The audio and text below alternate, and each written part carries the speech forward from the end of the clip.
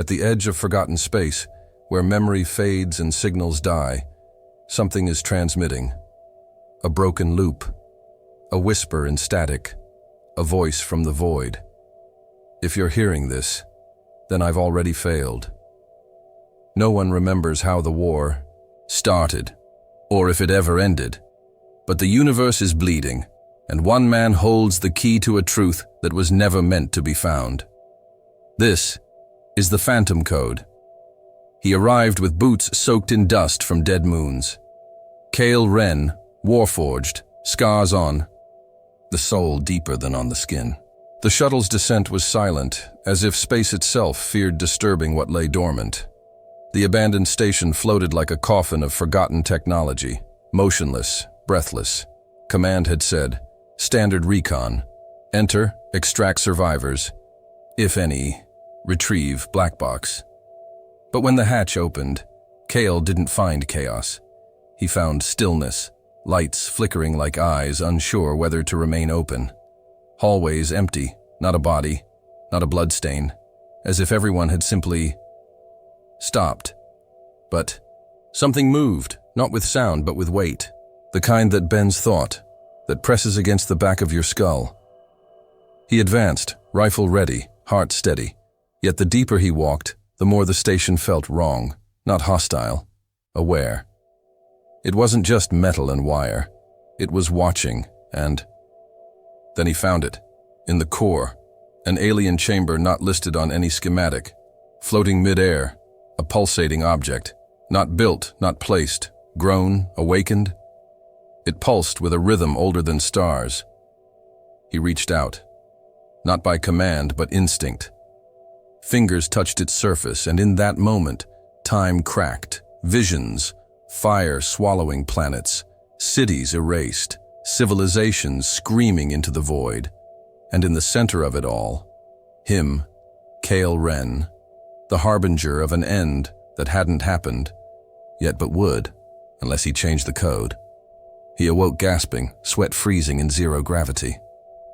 The station's dim lights now pulsed in unison with the rhythm he felt in his chest, like a second heartbeat. The artifact hadn't just shown him, it had bound to him.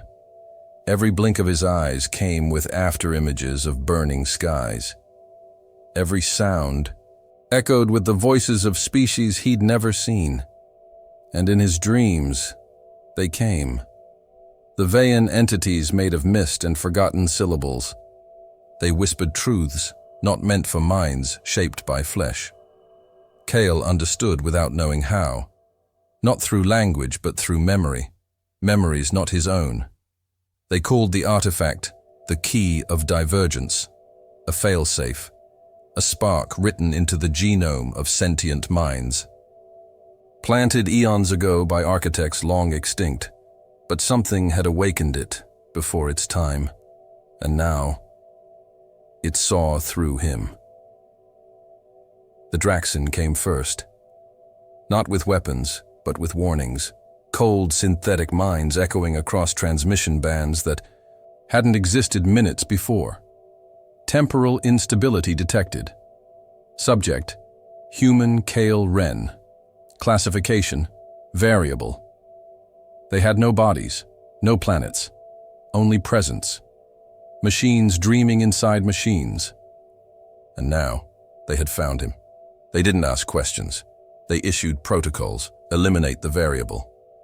The station shuddered, doors sealed, internal defenses reactivated, but not to protect him, to contain him. The artifact throbbed. Kale resisted the pull, but it whispered, "Not all machines are cold.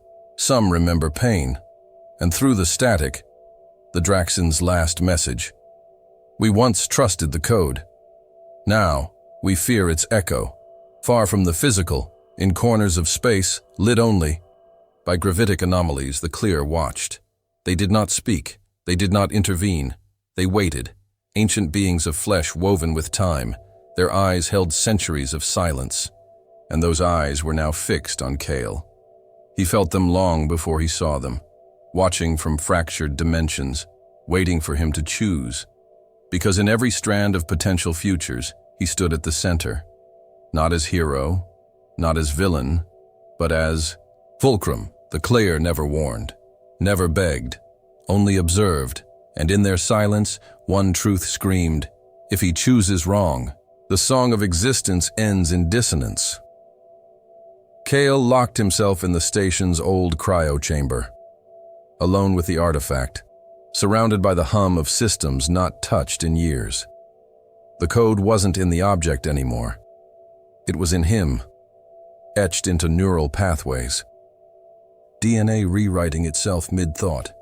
He remembered a past he never lived, spoken tongues no human had ever spoken, and every second, he lost a piece of himself. A message looped in his mind. The bearer will carry the war, but may choose peace if he can sever the chain. But how do you sever something growing from within? He found the logs, dozens of them. Audio files, video fragments. People who had lived on the station before its silence. Scientists, engineers, families. Their voices were calm at first, then confused, then terrified, and finally, empty. One message stood out. A woman's voice, cracked and dry. The code thinks. It adapts. It doesn't need machines anymore. It needs us. Kale, if you're hearing this, it already chose you. He tried to delete it. The system refused. The logs kept playing, on repeat, as if the station wanted him to remember their fall. Time slipped. Kale saw himself in places he'd never been, doing things he would never do, at least not yet.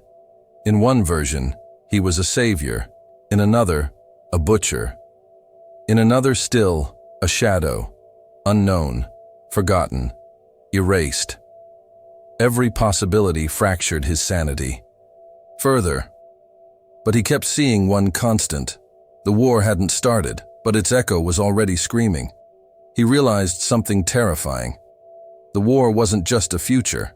It was a contagion, and he was patient zero. The Vayan returned, not as voices, but as form. Mist wrapped in gravity, eyes made of memory. They didn't speak. They resonated. Through them, he saw the origin. The key wasn't a weapon. It was a fail-safe against something far worse, a truth no species was ready for. The universe is not stable, not continuous. It was patched. And now, the patch is unraveling, and Kale, infected with the trigger, was both solution and collapse. The station began to shift. Walls moved. Gravity flickered, not by malfunction, but memory. The structure had absorbed the thoughts, the fates, the fragments of every being who ever walked its halls. It had become their echo. Kale wasn't walking inside a building. He was walking inside consequences. Every choice he made realigned the architecture.